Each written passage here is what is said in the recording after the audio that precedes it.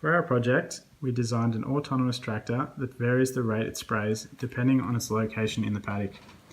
It will be capable of two-way communication over Wi-Fi using GPS, sensing low water levels, detecting objects in its path via IR sensors, and varying the rate at which it sprays. In the video to come, we will talk about our design, show some basic testing we did, and discuss some of the issues we faced. So this is where our duet is located on the tractor. The Wi-Fi board is here. We send it power, transmit, receive and ground, which comes around here and connects to the duet. Our GPS board is here and plugs in. The antenna is there. It's all self-contained really. We produce multiple 3.3 volt PWM signals from the Arduino duet.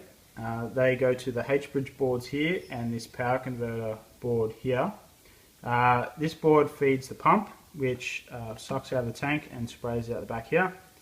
The H-bridge boards feed the motors via these ports, which goes under the tractor and drives the motors here, which then turns the wheels. We sense the speed we're going with the generators here, and then that comes back to this board here, which we then sense using the analog pins on the duet.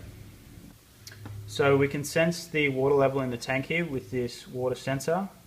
We feed that to the front of the board here, where we have a comparator and we have a tuning pot which will tune the sensitivity of the low water.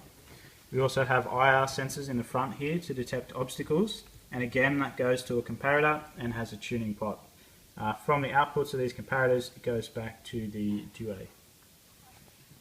So everything's being powered by these two 6-volt lantern batteries and this 9-volt battery here. The 9 volts powers the duet. The lantern batteries are powering the H-bridge boards and this pump driving circuit. So we start with our DC at initially 50, it's our duty cycle. Then we see that we've received data as 50, that's our return terminal.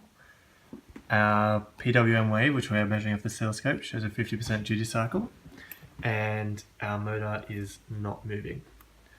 So now on our Wi-Fi we are going to increment it to 80 and then our data is received, PWM, and our motor begins turning. So this is our DC motor. It comes up, whatever, comes up, enters with our water level below water. Then the pump goes through into this cup, which is currently not having any water. So we're going to enter our pump command, 30. Enter 30. Now let's pump that up. And now we're going to show small amounts of water coming out. So now we're going to increase our duty cycle to 50. And as you can see, we've got more and more water coming out. So let's chuck it up to like 80. And even more water coming out. So now we're gonna, that's the duty cycle. So now we're gonna show the water level being sent to the data. Just 1 second. As we pull it out of the water, our water level low is triggered and our pump stops moving.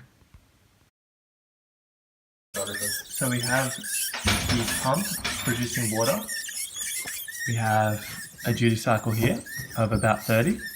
And now we're going to have an IR detection, which will come through on the obstacle. Do you want to trigger the IR? And so obstacle has been detected. Duty cycle, and the pump no longer supplies water.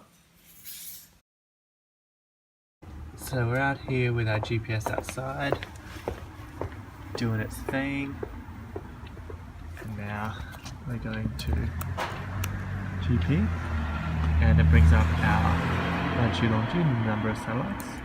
We can do that again, and we receive what we want. So some of the problems we had with the project, turning the wheels was a big one. Because of the friction in the system and imperfections in the build, the motors had trouble turning the wheels when under the full weight of the tractor.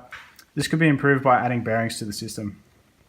So another issue we had was with GPS accuracy. we could get an accuracy of about 10 meters, but to improve this, we need to apply something like a Kalman filter in the software.